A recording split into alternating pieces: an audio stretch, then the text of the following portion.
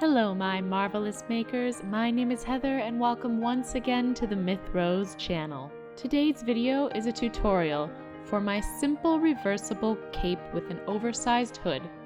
You can find the pattern on my website mythrose.com, available in custom sizes. Link in the description. The sample I'm wearing here is totally eco-friendly, made from an old Sari and a bed sheet found at a local thrift store. Yay! Remember to like, subscribe, and ring that notification bell. Let's get started.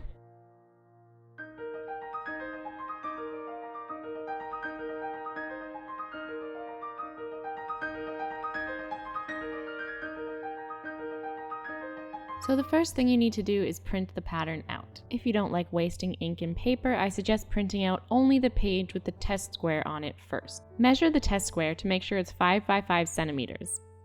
Then print the rest of the pattern. First, you'll need to trim some of the pages. Find and set aside all the pages from the first column. The row and column numbers are indicated at the bottom of each page. There should be a scissors icon indicating where to cut. If, however, for some reason the scissors icon does not print, you just need to trim the side of the page where the lines of the pattern piece do not overlap the lines of the page. Then arrange in the proper rows and columns and tape together. Do your best to be precise. Use whatever clues you can to line up the pieces correctly. Usually this is just the lines of the pattern piece, but it can also be the words and the grain line as well. And remember that paper with tape on it cannot be recycled, so it's best to keep the tape within the confines of the pattern piece. I prefer to tape row by row and then add the rows to each other. You can see here I didn't print page 4. That's because it had nothing on it and was unnecessary. Feel free to skip empty pages when printing. Of course, if you don't, they'll have very little printed on them and the back side will be totally usable for something else. And then of course, you'll want to cut those pieces out.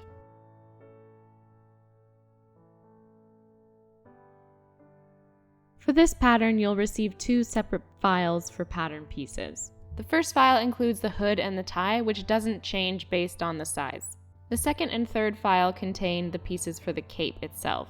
These pieces do change size depending on the size of the pattern. You will receive one full length or ankle length and one for knee length.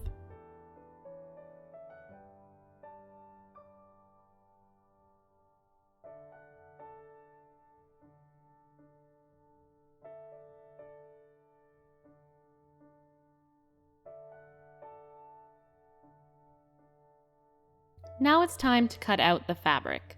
The body of the cape must be cut out twice on a fold for both the lining and the main material. This is a lot of cutting, so I suggest, if your fabric is large enough, fold twice and cut out both pieces at the same time, as I'm doing here. I find that pinning the fabric to the pattern piece or pinning the pattern piece and the fabric to the table, when I use my styrofoam table, makes it difficult to cut things precisely.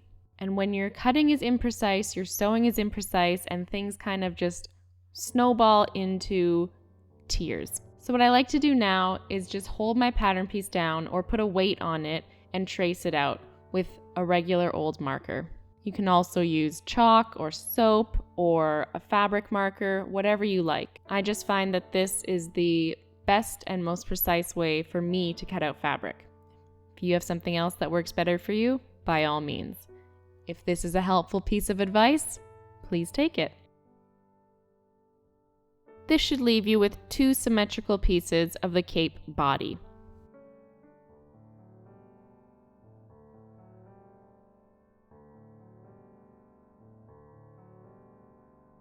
The hood piece needs to be cut out twice. It does not need to be on a fold.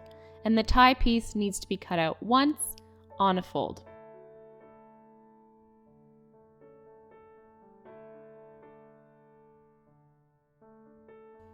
Next time I will use a thicker, darker marker so that it is more easily seen on camera. And there we have all the pieces of our main fabric and our lining. And maybe someday I'll be able to keep track of my scissors and do that transition properly. Maybe. Moving on to the assembly, pin the hoods together right side to right side along the curved edge. Remember, the seam allowances on this pattern are 1 centimeter. Try and keep your seam allowances as even and precise as possible, to ensure that the lining and the main fabric are the same size when putting them together later. Next, put together the cape pieces right side to right side and attach along one long straight edge.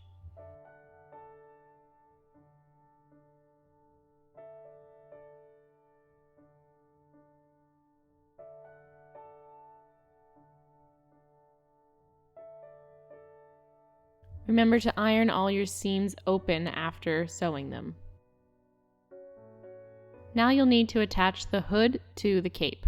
Again, pin together right side to right side. In case the edges are a little uneven, start attaching from the center. With pieces like these, pinning and sewing from the center is always a good idea.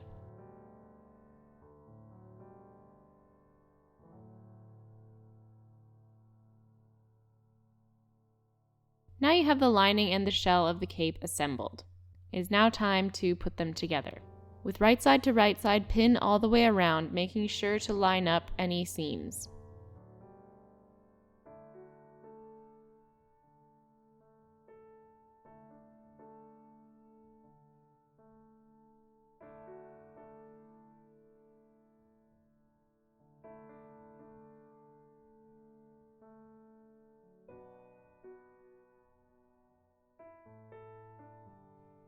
Remember to leave a space approximately as wide as your hand to turn the cape right side out when you're finished.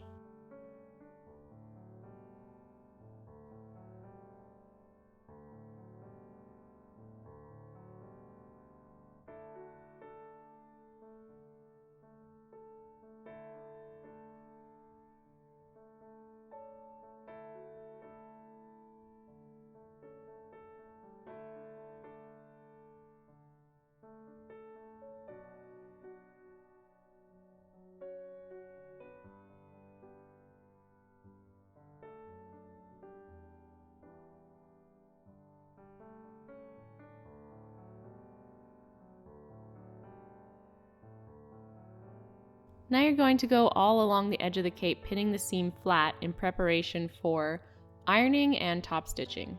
I find it helpful to roll the seam between my forefinger and my thumb to bring the seam as close to the edge as possible.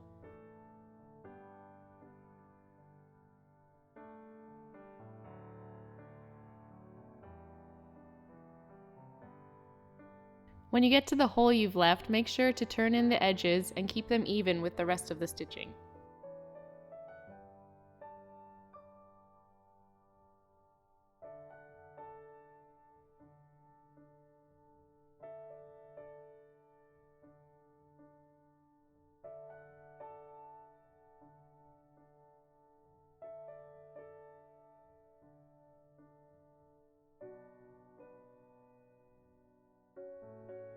Now it has been ironed but not yet top stitched. First, we're going to create the channel for the tie. Using pins, line up and secure the neck seam.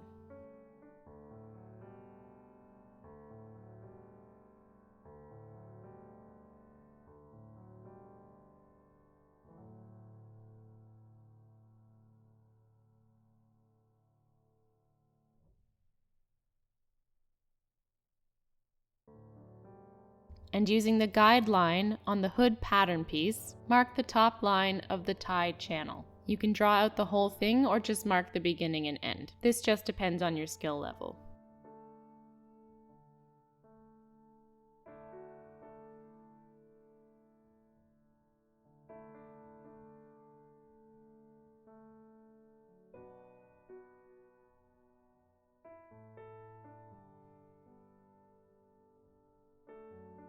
Then you're going to stitch along the neck seam line and the tie channel guide line.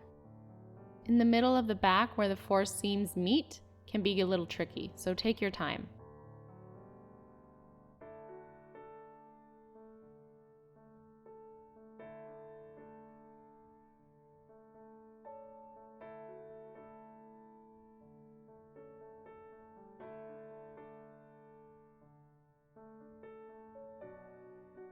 Now you just need to remove the stitches that are closing the tie channel at either end. Or you could have skipped over that area when sewing the lining and shell together.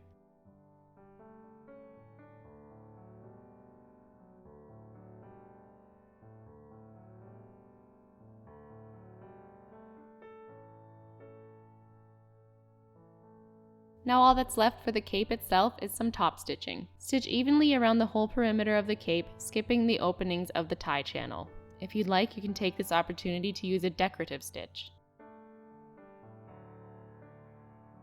Now all that's left is to finish the tie itself. Take the long strip and fold lengthwise right side to right side and stitch. Turn right side out. Iron flat. Turn in the ends and stitch. Then thread the tie through the tie channel. And you're done! You have a reversible cape with an oversized hood and a tie. This sample cape is slightly different from the pattern. The tie is much longer so that I'm able to tie it across my chest and around my back. If you'd like to do so with your own creation, you'll need to make the tie piece a lot longer. An easy way to measure that would be using a measuring tape or a scrap piece of fabric or a ribbon or a string and tying it around yourself in the way that I have done here, or however you would like to with your end product. Remember to like, subscribe, and ring that notification bell. Congratulations, you've made it to the end. Now you too can make your own cape and be as elegant and graceful as I.